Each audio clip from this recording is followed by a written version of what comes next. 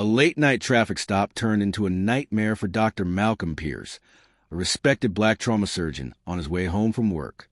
A racist officer forced him out of his car, humiliated him, and treated him like a criminal, all because of his skin color. But when the officer found Malcolm's Pentagon ID, the truth hit harder than he ever expected. This story shows how prejudice clouds judgment and how calm strength can turn humiliation into justice. Watch both parts to see how one man's courage sparked real reform and forced a nation to face its truth. If stories like this move you, subscribe now. Each week, we share powerful true stories about racism, justice, and the people who refuse to stay silent. Your support helps these stories reach more people. Subscribe today and join the Voice for Truth. It was supposed to be a simple evening. Dr. Malcolm Pierce, a well-dressed black man in his early 40s, was driving home from a late hospital shift. His gray Mercedes rolled quietly through the suburban streets of Fairfax County. He was exhausted, the kind of tired only a trauma surgeon knows, the tired that sinks into your bones. The clock read 11:42 p.m. He had just finished a 14-hour surgery marathon, saving victims a multi-car crash. His scrubs were still under his blazer, and his ID badge hung loosely around his neck. He was 2 blocks from home when flashing red and blue lights filled his rear-view mirror. Malcolm frowned, glancing at the speedometer. He wasn't speeding. He wasn't swerving. Nothing seemed wrong. He pulled over calmly, lowered his window, and waited. The officer approached. White, mid-30s, hard expression. Name tag, Officer Daniels. License and registration. The officer barked, hand already hovering over his gun. Malcolm handed them over without hesitation. Sure thing, officer. May I ask what this is about? Daniels smirked. You'll find out soon enough. He looked over Malcolm's documents and frowned. This car registered to you? Yes, it is, Malcolm replied, voice calm. Daniels leaned in closer. Funny, because we had a report of a stolen Mercedes fitting this description not too far from here. Malcolm blinked. You're saying I stole my own car? Daniels' tone sharpened. Step out of the vehicle. Now. Malcolm sighed quietly and stepped out. His movements were slow, deliberate. He knew how quickly things could go wrong. Hands visible, calm toned. He had treated enough gunshot victims to know not to provoke fear. But Daniel's hand was still on his weapon. Turn around. Hands on the car. Malcolm did as he was told. Then Daniels patted him down roughly, almost aggressively. Where you coming from? Fairfax General Hospital. I'm a surgeon there. Daniel scoffed. Yeah? You expect me to believe that? I can show you my badge. Shut up. I'll tell you when to talk. Malcolm's jaw tightened, but he said nothing. He could feel eyes on him. From a nearby gas station, a couple recording from their phones. Daniel circled the car, opened the back door, and began searching without a warrant. What are you doing? Malcolm asked. Checking for stolen property or contraband. You don't have probable cause. This is illegal. Daniels turned sharply. You trying to tell me how to do my job? Malcolm's patience began to fray. No, I'm reminding you of the law. That was enough to push Daniels over the edge. He grabbed Malcolm's arm. You think you're special. Huh? Fancy car. Fancy talk. You people always got something to say. The words hit Malcolm like a slap. You people. Before he could respond, another patrol car pulled up. Officer Gina Alvarez, Daniel's partner, stepped out. She looked tired but alert. What's going on? She asked.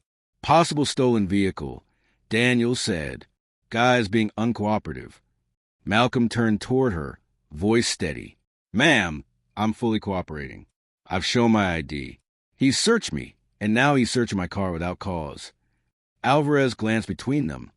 Uneasy, she looked at his ID again, Dr. Malcolm Pierce, chief of trauma surgery, and frowned. Daniels, this looks legit.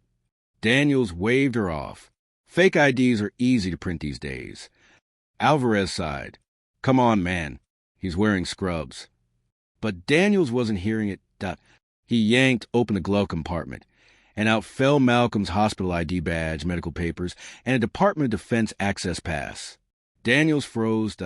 He picked up the pass slowly, reading the label, Dr. Malcolm Pierce, lead surgeon, Pentagon Emergency Response Team. Malcolm crossed his arms, eyes calm but cutting. You were saying? Daniels swallowed hard. His face turned red. He looked back at Alvarez, who stared at him in disbelief. This man's part of the Pentagon's trauma division, she said quietly. You just assaulted a government medical officer. Daniel stammered. I didn't know. Malcolm shook his head. That's the problem. You never ask. You assume. The gas station spectators murmured, recording everything.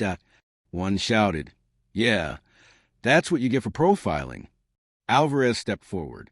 Dr. Pierce, I'm so sorry for this. Please, let's explain. No, Malcolm said firmly. You've said enough.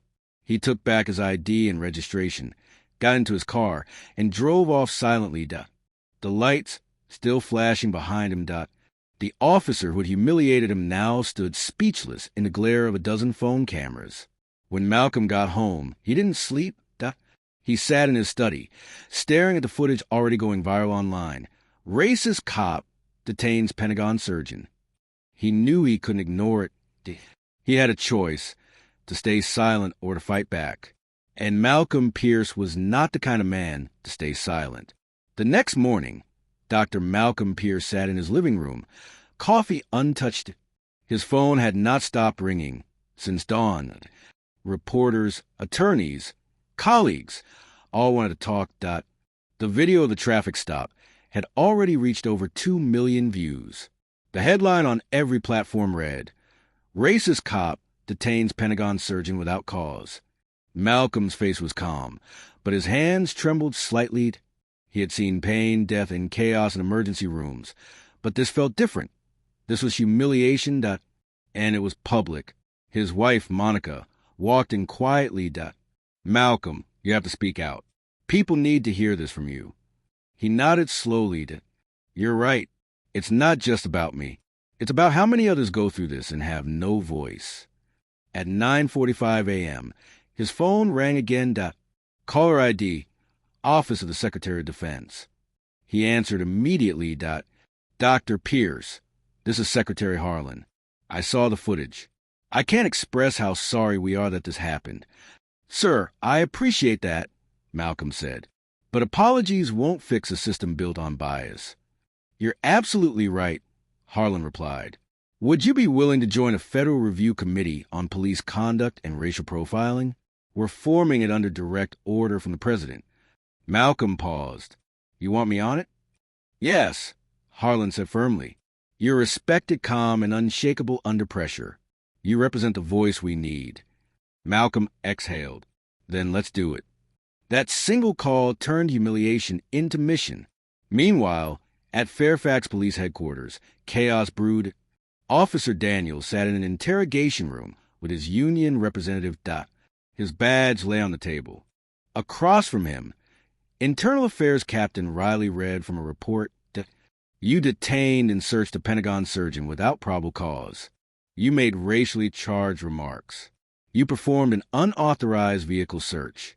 Do you understand how serious this is? Daniels rubbed his face. It was a misunderstanding. No, Riley said sharply. It was prejudice, and it's on video. Within hours, Daniels was suspended without pay, pending investigation. His partner, Officer Alvarez, was reassigned temporarily. Though she had tried to stop him, she hadn't intervened strongly enough. News outlets across the nation picked up the story. Interviews, panels, heated debates. One journalist said on live TV, "This is what happens when fear replaces respect. Dr. Pierce is alive, but what if he hadn't been? How many others don't walk away?" Malcolm received hundreds of messages from people who had faced the same injustice but never had cameras recording. He read every one. Each story fueled his determination. That night, he sat in his home office and began to write. He drafted a policy paper titled Training the Bias Out. He focused on reform, mandatory de-escalation training, mental health evaluations, community-based oversight, and a system for officers to be held personally liable for misconduct. He sent the paper to the defense secretary. By morning, it was on the president's desk. 3 weeks later, Malcolm testified before a Senate committee. Cameras lined the room. The nation watched. Dr. Pierce, a senator, asked, "How did it feel to be treated that way after a lifetime of service?" Malcolm's eyes were steady. "It felt like all my years, all my education, all my service meant nothing in that moment," he said. "Because before he saw my badge, he saw my skin." The room went silent. He continued, "This is not about one officer. It's about a pattern. Bias does not wear uniform, but it often hides behind one." That line made headlines nationwide. Fairfax County Police Department issued a public apology. The chief appeared on live TV. "We failed Dr. Pierce, and by extension, our community. Officer Daniels has been terminated. Our department will undergo immediate retraining." But for Malcolm, it wasn't victory. He didn't want revenge. He wanted change. He used his new position on the federal committee to launch Project SHIELD, a national initiative aimed at preventing racial profiling and promoting accountability. He worked tirelessly with both lawmakers and law enforcement, building real bridges, not slogans. Months later, Malcolm was at a national conference on police reform when a man approached him quietly. It was Daniels. He looked worn down, older, humbler. "Dr. Pierce," he said, voice low, "I don't expect forgiveness, but I wanted to say thank you." Malcolm raised an eyebrow. "For what?" "For not destroying me. You could have. I got therapy. I went through training. I'm working with a nonprofit now that teaches cops how to confront bias. That wouldn't have happened if you'd wanted revenge." Malcolm nodded slowly. "Growth starts when we stop pretending there's nothing wrong," he said. "Keep doing the work." They shook hands briefly, not as enemies, but as two men facing truth. By the time Project SHIELD became law, data showed something remarkable. Police complaints for racial profiling in pilot districts dropped by 38% in 1 year. Body cam reviews showed measurable improvement in officer-citizen interactions. When Malcolm received the Presidential Medal of Freedom, he said in his speech, "I was stopped because I was black. I fought back because I was human. We can't change history, but we can decide what kind of future we want to live in." The crowd stood in silence, then applause. The camera zoomed in on his calm face, reflecting both pain and pride. And in homes across America, people watching whispered the same words. "That could have been me.